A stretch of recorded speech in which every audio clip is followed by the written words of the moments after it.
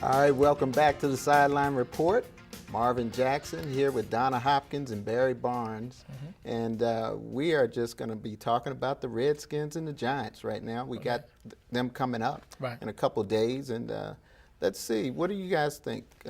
What do the Redskins have to do to beat the Giants? Well, first of all, they have to protect, because the Giants are going to come. They're going to bring it. They bring it everybody. So they got a great defensive line. Yes, they do. What about the linebackers? Are they pretty strong now? Somewhat. You have Tuck coming from one end, you have Oshie coming from another end, you got Alpha coming in the middle. Yeah, I think they're pretty bad. They're pretty violent. And actually, during this time of the year, this is the time when the Giants actually play their best football. They start off slow, pretty much like the Chargers in the AFC. But towards the end, that's when they start to click on all the cylinders. Plus, their running game is phenomenal. You have punch with Bradshaw and Jacobs. And they're going to cause a major issue there as well. Yeah. What's this about Bradshaw, though, putting the ball on the ground? Yeah, well, but you know what? That's the good thing about having two backs, because they switch up with those two backs. But like Barry said, their meat and their bread and butter is the defense. They're solid there, but they're banged up too. And the Redskins, this is the perfect time for them to be catching the Giants right now, because Eli hasn't had such a great year either, and the offensive line is beat up. They're missing a couple of linemen, and then they're missing their two top receivers. But the thing about it is they still know how to make plays. So if the Redskins defense can create some pressure and stop the run, then that's the way they're going to end up winning. They can't make mistakes. Right, and back, what Donna just said, their defense, the Redskins' defense is an opportunistic type defense. Only thing is just they have to watch out for the mistakes they make. The ball will get to them, as far as, have a chance to have some picks in this game, because Eli will give them the opportunity. The only thing is they have to capitalize, off that. And plus, like you said, they do fumble the ball. But the only thing is, counter to the Giants having their receivers out, you have Carlos Rogers. He probably won't play. Landry, they've been not even think about putting him in there with his Achilles. And then at the same time, Trent Williams, I think he hurt his shoulder, Thursday, before he, went to practice. So he didn't even practice, but he's expected to play. But to counter the Giants, receivers, the core for the secondary for the Redskins is is out as well. And so but they still have Morningham. He's still there. Then they brought in Michael Clayton, his own room buddy, when they was at the NFL combines in 2004, and he's fresh off the USFL, playing for the Omaha Thunder Hawks. So he's going to be into the system and everything. So the Giants really not going to lose too much of his stuff. So it sounds like, how are we going to stop this group then? How are we going to stop their running game, first of all? But it comes down to the fact of, everybody's saying how many people are out injured-wise. Comes down to opportunities for other guys to come and play. And the thing about it is, this is the NFL. This is your chance to prove if you belong here or not. So that's what's going to happen with the Redskins secondary. But it's going to have to be stopping the running game. Is you're going to have to come up. Maybe they'll bring more players up to the line of scrimmage and so forth. But the thing about it is that the pressure is key for the Redskins defense. They've got to get the pressure up front. Arapo and some of the linebackers have to play solid. This is a game where they can't afford to make mistakes, because if I'm the Giants, I'm running the ball until you prove that you can stop me. I'm not even going to think about Eli and him throwing the ball and creating problems. They will pound the ball, and if the Redskins cannot stop them, they're going to be in trouble. And field position is key to also. And I think pretty much what me and Donna basically are saying is that the Redskins are going to have to play with some pride. They're going to play with some heart. That's the only thing that's going to get them by on Sunday.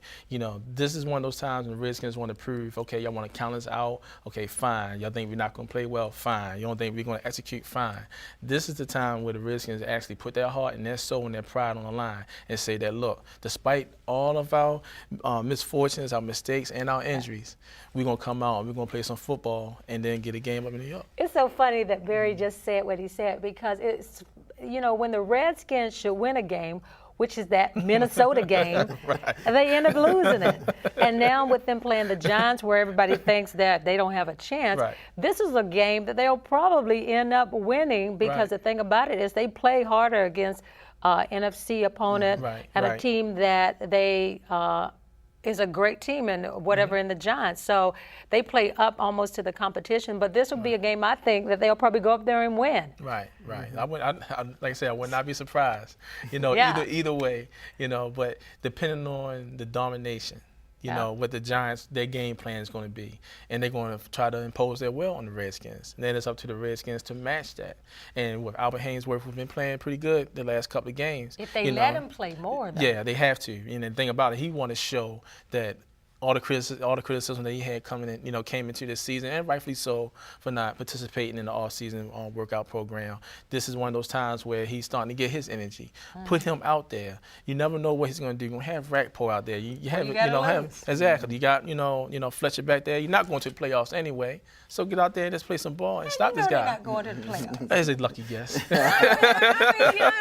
a minute, Donna told me they're not going. She said they weren't going to run the table. He said they're not going. But the thing about it is, they would have to run the table because. But look at this, Marv. We said this, but when you look at it, Philadelphia loses. Right. And then the Giants win, and it's been a changing of the guards at that first place spot. Right. So anything could happen, but they do have to run the table, so it's a possibility. Yeah, and both the Eagles and Giants would have to fall apart. Yeah. But I don't see that's that not happening. That's not going to happen. Both of them all. are not going to happen. Yeah. And now let's talk about this Brandon Banks. I mean, this guy is just so exciting. Please give me to 5 more of watch. them. 5 more Brandon Banks. It just has so much heart. Yes, it does. But let's talk about the fact that when are teams going to stop kicking to him? I mean, they're not going to stop kicking to him. They're not going to stop. No, because they feel as though that if we just hit him hard one time, he's done. Catch him first. He only weighs $1.25. They have too much ego to stop kicking. Yeah, exactly. And the thing about it, this, for opportunity for Brandon Banks, this is the opportunity that he needs. Because when you come into a league where you're undrafted, you've been doubted. He's been doubted all his career, from playing football, from little league through college to the NFL. This is his moment right here to seize. And when teams continue to punt to him, because first of all, teams don't respect the Redskins. Yeah. They're not fearful what they're going to do on special teams, because the Redskins' special teams have not been good for the past few years. So they're going to keep on punting to this guy. And when they see that 4.2 speed, that 4.3 speed blow past them, then they'll realize not to kick to him, but the season will be over by then. Yeah. And I believe that he'll get, his touchdown back. Is he going to be in the Wildcat this week? But he did some? Yeah, he did that. That when you got to start doing the Wildcat and whatever, and just play straight out, that says something. But the thing that makes him a great player, a good player, is not so much his speed, but the thing about on special teams. It's a crazy position that you catch the ball, and like he said, that's the first thing that you do is catch the ball. But then is getting through the wedges and so forth, and seeing things on the field. Right. So along with his speed, it's his technique and the great vision and things that makes him nice. Right. Now, if they would stop making these penalties so that we can have touchdowns from him and not call back, that would be key. And that's going to be key for the Redskins is field position, and if they can end up creating some scores for as far as special teams, because the Redskins are going to have to score more than 19 points to beat the Giants. Right, and to back Donna is that Brandon Banks have a lot of patience. With his speed, first of all, he'll stop on a dime, see what's developing, and then if all he just needs is a crack, and that's where his size and advantage come at, where most of the ideal size of 6'2" or 6'3" to hit that hole, he's able to hit that gap that most returnment can't hit. So that's another credit to his speed is that he had patience. He knows the field. He has extraordinary vision in the field. So he knows where to go. And like Donna said, now to get around those wedges, now hit those corners. And like Donna said also, they just not cost any penalties, any mistakes. Let Brandon get some points on the board for you.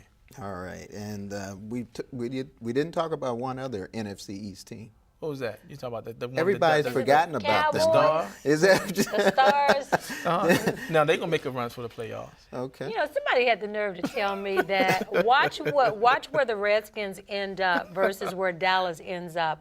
And I'm like, are you kidding me? The thing about it is that the Cowboys are playing pretty good right now, and they're trying to decide if they're going to bring Romo back. But they've got a big game this week themselves, playing Indy in Indy, and who's to say who's going to win that one with the Colts really beat up right now. But I can't see Peyton Manning ending up losing two Losing straight. 3. No. Yeah, Because he's lost no. 2 straight already. Right, Yeah. he did. And- But but the Cowboys at the same time, they had a game. I know Roy Reynolds want to get back on that field to erase that pass that having fumbling the ball, which could have sealed the game He for ain't the Saints. fumble. The guy just snatched it from him and took it from him. Well, he That let wasn't the ball no go. fumble. He snatched He that. just He took took it it out of from his him. hands. He had it. He had it for a minute until he snatched Yeah, a it. split second. He had the ball taken out of Right. his hands. Exactly. Yeah, he did snatch it. Ripped from behind too. Right, that is bad. But at the same time, he wants to get this opportunity to help get this team a win in Indianapolis. Although I don't see it happening, but I can see the sure Cowboys hope going not. to fight out that night. All right, let's talk about the Ravens and how they're doing. They got to go up. They got a tough game this week. Whoa. I can't. I have when you say that, I had goosebumps. Pittsburgh. Oh yeah, that Interconference battle. yes, that's the best rivalry, not only in the NFL but in all sports. These two teams hook up 2 times during the season. It's not like the Capitals and Penguins who will meet for a 7 series, or the Lakers or the Celtics 7 series, or Boston Red Sox. But baseball putting to sleep. But at the same time, it's still a great rivalry. But when these two teams meet, it's more than just the players on the field. It's also at the same time the natives from Pittsburgh and from Baltimore. You have people from the Pennsylvania area that were migrating to Maryland because of work situations, and you have people from the Maryland area going to Pennsylvania because they get more house for their money.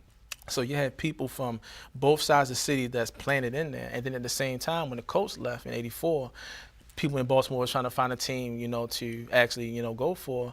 Steelers was one of those teams. And so kids grow up being Steelers fans. So it's more of a personal side for the fans more so than players. But that trickled down from the stands on down to the field. And the guys, they go out there, and try to kill each other, although they have respect for each other. But this is more of a city thing than anything. All This right, is well, gonna be a fun game. Who's going to win this game? I'm saying Baltimore. Right. I What do you mean, say? Baltimore got them in Pittsburgh, but the thing about it is it's going to be an interesting game because the thing about it is, like Barry said, this is a hard game, but I think that the quarterback situation with Ben probably being somewhat limited. Don't worry about Ben. His head went through a windshield without a helmet, so he's tough. He's going to Well, play. it might go to another one after they meet up with Baltimore. Oh, yeah, All right, definitely. so we But got 1 minute. You say Baltimore. Baltimore? Because I'd say that Pittsburgh. Pittsburgh O-line is banged up. That will They be an gonna L bring for the you, pressure. Marvin. Elegant. Loser. All right, and let's talk about it. Something really great just happened yesterday, and that is Joe Hayden from this area. Right. Out of that division with Cleveland. Right. Was the NFL Rookie of the Month, right, for November. Right. Yeah, Right. and that's a great thing for Joe Hayden. Exactly, because he lead all rookie defenders in interceptions with 3. He leads the team in a total of interceptions, with 4, and also as far as with return yardage, he's 7th with 101, yards. As far as interception returns, and at the same time, he's ranked. I believe he ranks 4th in the league in interceptions as well. So. Homegrown. For someone, homegrown, Right. go to Florida, come to Cleveland, make a very, great impact on the team that's up and coming, because you have a star in Peyton Hillis on the rise. Then Cleveland have a star on the defense side with Hayton. So with these 2 guys there, hopefully they commit, to Hillis first of all, and let Hayton do his thing there. He's going to have a great career. All right, well, we're going to wrap it up, and so you guys will be back here when Tampa Bay comes in here, and that's going to be a big game for Yes, the it will. Redskins Right. because they're going to win against New York, and Exactly, then they'll Marvin. have to continue winning against Right. Tampa Bay. Right. Exactly. So, Barry, thanks All right. for joining us. Thanks for having me. And Donna also. Always a And pleasure. we'll be back when the Redskins take on Tampa.